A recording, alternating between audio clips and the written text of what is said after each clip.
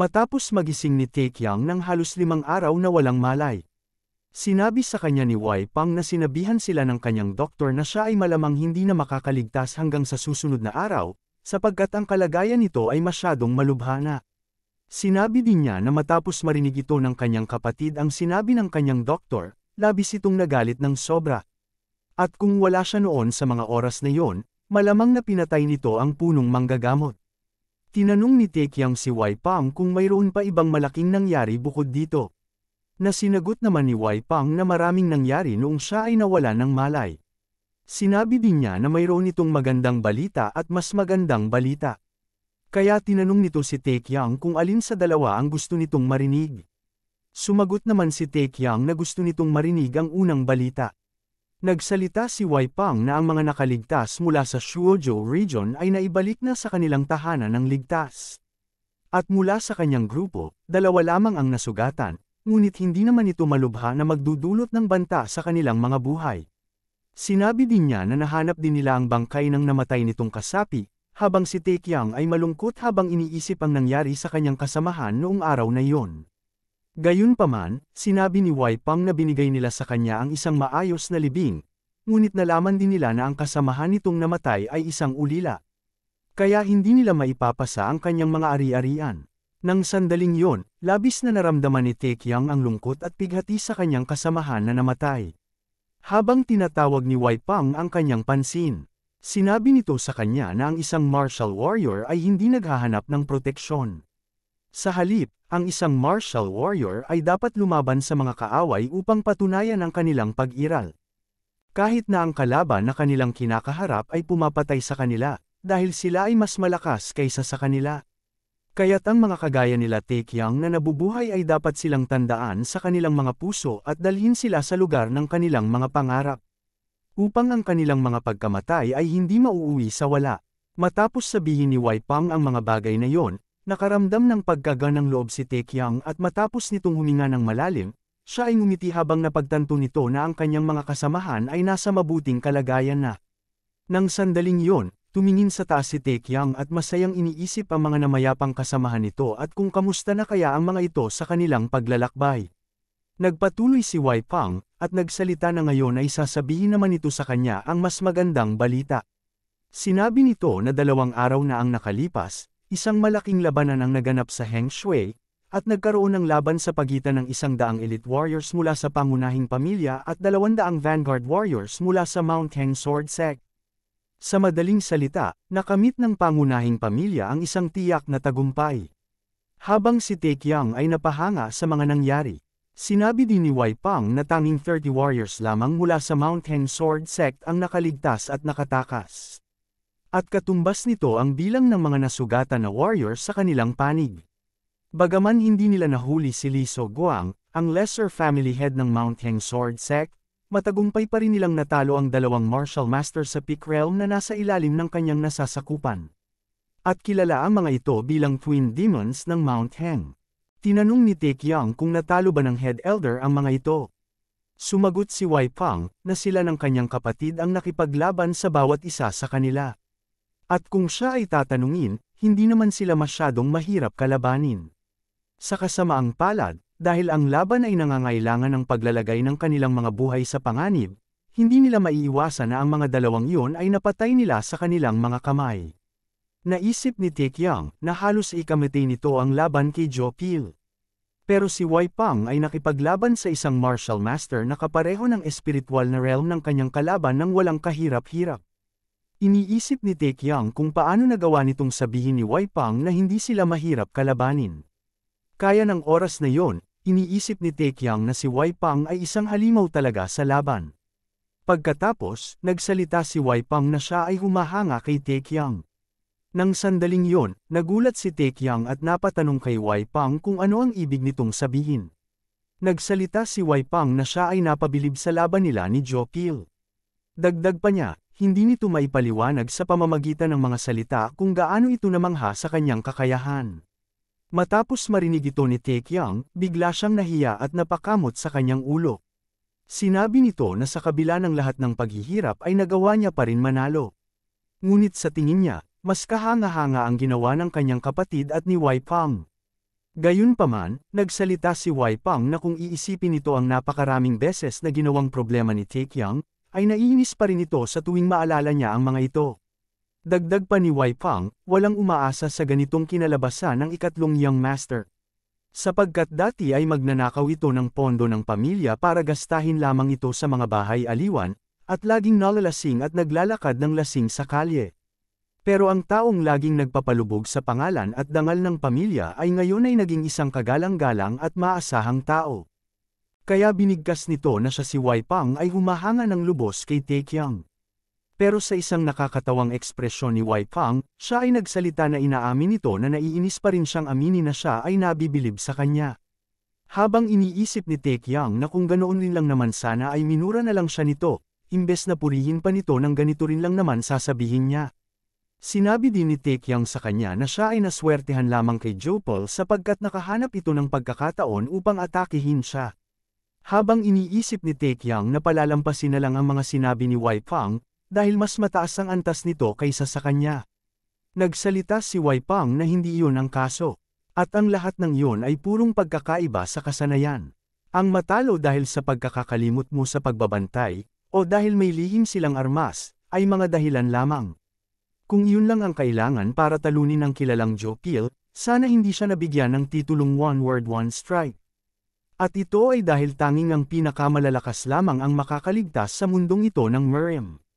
Kaya ng sandaling yun, masayang nagsalita si Taekyang habang sinasabi nito na kung ibig ba sabihin ni Wai Pang, ay mas malakas siya kumpara kay Jopal. Pero sa isang pangit na ekspresyon ni Wai Pang, nagsalita ito kay Taekyang kung ano ba ang kanyang pinagsasabi. Sa puntong yon, siya ay nagsalita at ipinaliwanag kay Taekyang na si Jopal ay malinaw na mas malakas kaysa sa kanya. At sinabi nito na ang isang martial master na nakaabot sa peak realm ay hindi biro. At siya ay may sapat na lakas lamang para patayin si Jopal gamit ang mga hindi makatarungang pamamaraan.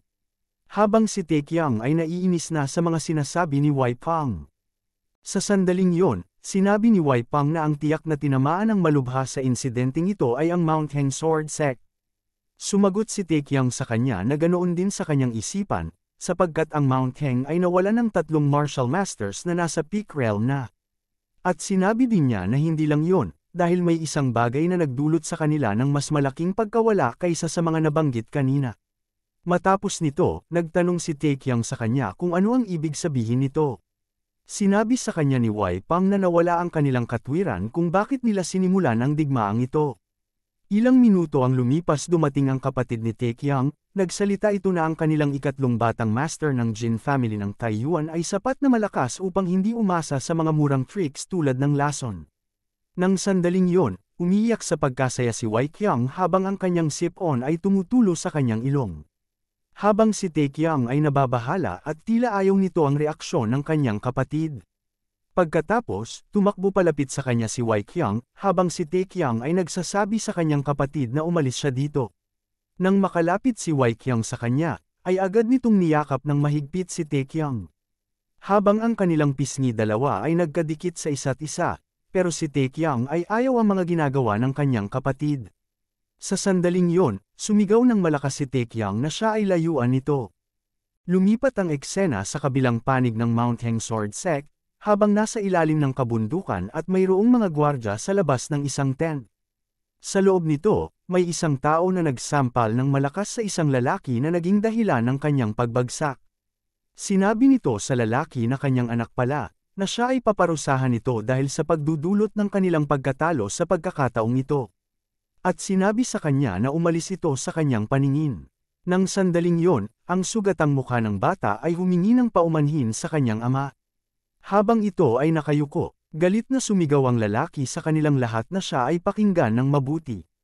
At sinabi nito nang dahil sa digmaang ito, sila ay nawalan ng 200 mandirigma at 2 martial masters na nasa peak real o tinatawag nilang Twin Demons ng Mount Heng. Sinabi din niya na sila ay natalo dahil sa sobrang kumpiyansa nila sa kanilang mga sarili at pagkalimot sa kanilang pagbabantay. Sinabi din niya sa kanyang mga tauhan na sila ay maghanap at gawin ang lahat ng makakaya nila sa pamamagitan man ng pabili ng mga pulubing tao mula sa black market upang gawin sundalo o umarkila ng bandido mula sa iba't ibang rehiyon. ay dapat nilang gawin ang kinakailangan upang makakuha ng mas maraming sundalo. Dagdag pa niya, kalimutan na nila ang kanilang dangal at reputasyon, ang mahalaga ay ang kapangyarihan. Dahil kung sila ay matatalo sa digmaang ito, hindi lamang ang kanilang dangal ang mawawala, kundi pati ang kanilang buhay. Sa oras na yon, mariing niyang sinabi sa lahat na mayroon na lamang silang 4 na araw. Pagkatapos ng 4 na araw, ay muli nilang atakihin ang pamilyang Jin ng Taiyuan. Pagkatapos, lumipat ang eksena sa kanila ni Taekyang, habang tinatanggal na nito ang mga nakabalot na mga bandage sa kanya. Kaya sa mga sandaling yon, nabigla ang tradisyonal na doktor at sinabi na sa loob ng nakaraang 10 taon ng pagtatrabaho nito sa klinik, ito ang kauna-unahang pagkakataon na nakakita siya ng ganito, habang ang lahat ng mga kasamahan nito ay namangha sa kanilang nakita. Naisip ni Taekyang na kahit ang pag-level up ay hindi nagbibigay sa kanya ng buong paggaling. Pero mas mabuti na lang ng ganito, dahil magiging mahirap sana na maiwasan ang mga pagdududa kung gumaling ang lahat sa kanya. Patuloy na sinasabi ng tradisyonal na doktor na kahit na itinuturing na makalangit ang mga epekto ng 100 taong ginseng, ay mas mabilis pa rin ang paggaling ni Taekyang sa mga ito. Tinanong naman ni Taekyang sa kanya ang tungkol sa 100 taon na tinatawag nilang herbal ginseng. Nagtanong ito sa matandang doktor kung ano naman ang kinalaman nito sa kanya. Habang nagsabi naman ang matandang doktor na halos makalimutan nito na ang alaala ni Taekyang ay nawala. Ipinaliwanag ng matandang doktor sa kanya na noong nakaraang taon, may nangyari na ang imbakan ng kanilang medikal na bulwagan ay ganap na naubos. Habang sinabihan nito ni Taekyang na ang pangyayaring nagdulot ng pagkaubos nito ay dahil ba sa akin kaya ito naubos. Kinuwento ng matandang doktor ang tungkol sa nangyari ng taong yon, ayon sa kanya, ang punong manggagamot ay nagalit. Dahil kahit meron ka pang pera, hindi madali ang makakuha ng 100 taon na ginseng. Ngunit sinabi sa kanya ng doktor na kinonsumo ni Taekyang ang kanyang espiritual na gamot, na nagdulot ng pagtaas ng kanyang panloob na chi ng 20 taon. Matapos sabihin ito ng matandang doktor ay agad naisip ni Taekyang ang sinabi nito na makakapagpataas ito ng kanyang chi ng 20 taon. Kaya napagtanto niya na ang kanyang ginawa noong naglaban sila ni Joe Pil na ang hindi kilalang chi ay nagmula doon. Naisip ni Taekyang na hindi siya makapaniwala na kinonsumo niya ang isang bagay na hindi man lang nalalaman kung gaano yun kahalaga. Matapos nito, siya ay nababaliw at sinabi na hindi niya nalaman na napakahalaga pala ng bagay na yon. Pero iniisip niya na yun lamang ang kanyang magagawa sa mga sitwasyong yon. Habang ang matandang doktor ay nagtataka kung ano ang nangyayari sa kanya. Ilang sandali, nagsabi sa kanya ang doktor na siya ay halos gumaling na, kaya't wala na ito magiging problema sa ngayon. At siya ay aalis na, habang si Taekyang ay nasasayangan pa rin sa kinonsumong espiritual na gamot. Nang sandaling yon, si Taekyang ay umabot na sa level 30, pati na din ang kanyang chi ay tumaas rin, at nakakuha siya ng maraming kasikatan. Nakakuha rin ito ng mga bagong kasanayan, at nakakuha rin ito ng halos 4 na title. Habang bumungad ang kanyang stats ay hindi siya makapaniwala na natalo nito ang martial master sa pinakamataas na antas, si Joe Pil.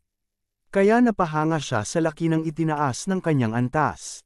Iniisip ni Taekyang na kung dati ay natatakot siya sa isang simpleng bandido, pero ngayon nagawa na niya ang mga imposibleng bagay na hindi niya kaya gawin noon. Kaya napagtanto niya na malayo na rin ang kanyang narating sa oras na ito.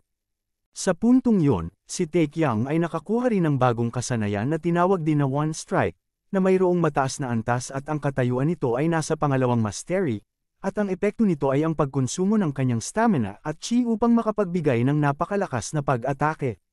Habang iniisip ni Taekyang na ang pangalan ng kanyang bagong kasanayan at ang kasanayan nito sa tunay na mundo ay halos magkapareho lang. Ngunit ang mahalaga dito, dahil ang katawan ni Taekyang sa totoong buhay ay isang F-rank hunter. Isang beses lamang ang kanyang limitasyon ng paggamit ng kasanayang yon. Ngunit ngayon na siya ay nasa katawan ng isang level 30 na martial warrior, iniisip niyang pwede na niya gamitin ito ng higit pa sa isang beses. Gayunpaman, iniisip ni Taekyang na dahil siya ba ay nasa isang laro, o ito ba ay orihinal na kakayahan na nagpapahintulot sa kanya na gamitin ito ng higit sa isang beses. Nang mga sandaling yon, ang mga tao sa kanyang paligid ay nagsisimula siyang tawagin. Pinag-uusapan siya ng mga ito tungkol sa pagpatay niya kay Joe Pil. Napansin niyang lumalaki ang mga balita kaysa sa inaasahan niya, habang ang isang lalaki ay binabati siya. Kaya naalala nito ang mga sinabi ng kanyang kapatid tungkol sa isang balita na dinala nito ang isang hukbo ng mga mandirigma upang talunin si Jopil at ang 100 tauhan nito at siya ay isang bayani na nagligtas ng mga tao sa rehiyon ng Shuozuo. Matapos nito hindi siya makapaniwala na ang ganitong mga tsismis ay mas lumago pa sa kanyang inaasahan, at siya ay nahihiya sa mga sandaling iyon. Ngunit hindi ito masamang pakiramdam, sino ang nakakaalam kung kailan ko ulit makakakuha ng pagkakataong ito. Kaya't siya ay nagpapasalamat dahil ang kanyang fame points ay tumaas pa ng lalo. Ngunit ang lahat ng ito ay dahil rin kay Wai Qiang. Dahil nais rin niyang patunayan sa mga tao na totoo ang mga tsismis na ginawa niya para sa kanya. Siya ay nahihiya dito na parang gusto niya nalang magtago sa isang kagubatan. Sa mga oras na yon, napagtanto ni Tae Qiang na ang larong ito ay nakakakaba. Pero unti-unti niya na rin nagugustuhan ang buhay ni Tae Qiang sa laro ng Mirim. Pero oras na din para sa kanya na umalis sa ganitong lugar at bumalik sa kanyang totoo na buhay. Naisip ni Tae Qiang na mayroong dalawang kondisyon na kailangan niyang matugunan upang mag-log out. Dahil umabot na ang kanyang level sa 30, kailangan niya na lamang maabot ang pagiging first-rate warrior at makakuha ng 500 fame points. Ngunit ang kanyang kasikatan ay umuusbong ng automatiko habang mas maraming tao ang nakakarinig tungkol sa balita, kailangan na lang niyang maghintay, at ang tanging problema niya na lang dito ay kung paano maabot ang ganoong ranggo. Plano sana gamitin ni Tae Qiang ang kanyang chi mula sa 100 taong ginseng para makita ang pagkakaiba ng first rate at second rate, pero sinayang niya ang pagkakataong yon. Kaya wala na siyang iba pang magagawa. Pero naisip din niya na kung iyon ang problema, wala na siya ibang pagpipilian kundi ang maghanap ng isang tao na nakakaalam ng kanyang problema. At sa sandaling yon, habang tinitigan ni Tae Qiang ang harapan ng templo, sinasabi nito sa kanyang sarili na mas mabuti na magtanong kung ang kanyang kaalaman ay hindi sapat. Lumipat ang eksena sa loob ng templo kung saan nandoon si Wai Qiang, habang si Tae Qiang ay pumasok sa loob at binati ang kanyang kapatid. Nagsalita si Wai Qiang na siya ay nakatanggap ng liham galing sa Lower District Sect. At ayon sa kanyang natuklasan, ang Mount Heng Sword Sect ay nag-imbita ng mas maraming sundalo. Nagtanong si Tae Qiang sa kanya kung ito ba ay magdudulot ng pagkahirap sa kanilang laban. Sinabi sa kanya ni Wai Qiang na kaya't plano na nitong atakihin ang kanilang pangunahing puwersa bago pa nila magawa iyon. Kaya ng mga oras na iyon, seryosong nagtanong si Tae Qiang kung kailan niyang plano gawin ito. Sumagot si Wai Qiang sa kanya na plano nitong atakihin ang Mount Heng sa loob ng 2 araw. Sa sandaling iyon, seryoso ang dalawang magkapatid na nagtitigan. Habang ang kalahating mukha ni Tae Qiang ay seryoso sa napaparating na laban, pero ang kanyang kalahating mukha ay nagpapawis sa nerbiyos at takot at iniisip na masyado itong maaga. Habang tinatanong nito ang kanyang sarili kung magagawa ba nitong maka-log out sa laro bago mangyari yon. Nagsalita si Wai Qiang sa kanya na sa kabutihang palad, ang 5 tarangkahan ng Shanxi, na laging may magandang relasyon sa pangunahing pamilya, ay nagpasya na tumulong sa kanila. Dagdag pa niya nais nitong kumuha si Tae Qiang ng kanyang bahagi sa puwersa nila at pangalagaan ang kanilang likuran. Ngunit sa oras din na yon, nag-notify ang sistema sa harapan ni Tae Qiang. Isinaad sa kanyang quest na siya ay itinalaga ni Wai Qiang sa tungkuling protektahan ang kanilang likuran. At sa kanyang pagtanggap sa misyon na ito, siya ay magiging inspirasyon sa iba pang mga mandirigma sa kanyang tapang at dedikasyon, at sisimulan din purihin ang kanyang pangalan. Nang sandaling yon, kahit siya ay may pagdududa, tinanggap ni Tae Qiang ang kanyang quest. Matapos nito, nagpasalamat si Wai Qiang sa kanya sapagkat nandyan si Tae Qiang para maasahan ito sa ganitong oras. Dagdag pa niya, sa pamamagitan ng presensya ni Tae Qiang, tiyak si Wai Qiang na tataas ang kanilang moral. Matapos ang ilang minuto, kinuha ni Tae Qiang ang pansin ni Wai Qiang. Nagsalita ito sa kanya na meron siyang isang bagay na nais malaman. Habang sinasabi sa kanya ni Wai Qiang na sabihin ito sa kanya kung ano ang bagay na yon. Nagsalita si Tae Qiang sa kanya kung bakit siya ay nasa second-rate warrior pa din. Matapos marinig ni Wai Qiang, nagtanong siya sa kanya kung ano ibig sabihin nito ni Tae Qiang. Nagsalita si Tae Qiang sa kanya, na siya ay nagtataka kung paano niya magagawang pataasin ang kanyang antas at kung alam ba nito ni Wai Qiang kung ano ang kanyang dapat na gawin. Pero sinabi sa kanya ni Wai Qiang na siya ay isang first-rate warrior. Pero pilit pa din na sinasabi ni Tae Qiang sa kanya na siya ay isang second-rate warrior at sigurado siya doon. Pero sinagot siya ni Wei Qiang na siya ay isang first-rate warrior, sapagkat nagawa nitong talunin ang isang martial master na umabot na sa peak realm ng Mirim, pero ayaw pa din maniwala ni Taekyang na siya ay isang first-rate warrior. Matapos nito, tinanong siya ni Wei Qiang kung sino ang nagsabi sa kanya na isa siyang second-rate warrior. Sa sandaling yon, sinabi sa kanya ni Taekyang na wala naman may nagsabi sa kanya, sapagkat mahirap man ito maipaliwanag pero sigurado siya na isa pa rin siyang second-rate warrior hanggang ngayon. Iniisip ni Taekyang ang frustration nito sapagkat hindi niya magawa ipakita sa kanya ang status ng kanyang sistema. Nagsalita si Wei Qiang sa kanya na ang kanyang sarili mismo na pagkatao ni Taekyang ang naniniwala na siya ay isang second-rate warrior pa din. Sa sandaling yon, sumagot si Taekyang sa kanya na oo dahil iniisip niya na siya ay mahina pa. Sa puntong yon, sinabi sa kanya ni Wei Qiang na ito ay napakasimple. Habang ang mukha ni Taekyang ay puno ng saya at pag-asa. Matapos nito, siya ay naglakad papunta sa kanyang harapan at inilagay ang kanyang kamay sa isang baso ng tsaa. Pagkatapos, siya ay may isinulat sa mesa habang ang mukha ni Taekyang ay kumikinang sa pagkasabik. Sinulat ni Wei Qiang ang isang letra na ang ibig sabihin nito ay Shin.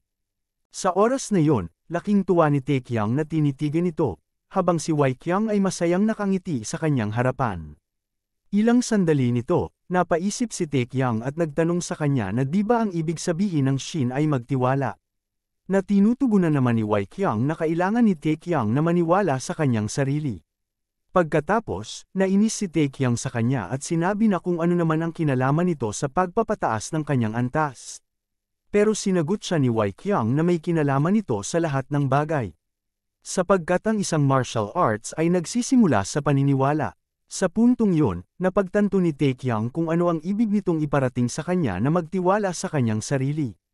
Iniisip nito kung ano ba ang dapat nitong paniniwalaan.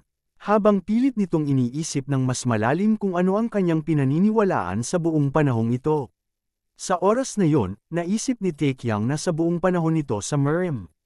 Ang tanging pinaniniwalaan niya ay ang sistema, at ang dahilan kung bakit patuloy niyang iniisip na siya ay isang ikalawang antas na mandirigma ay dahil palagi nitong naririnig mula sa sistema na siya ay nasa ikalawang antas.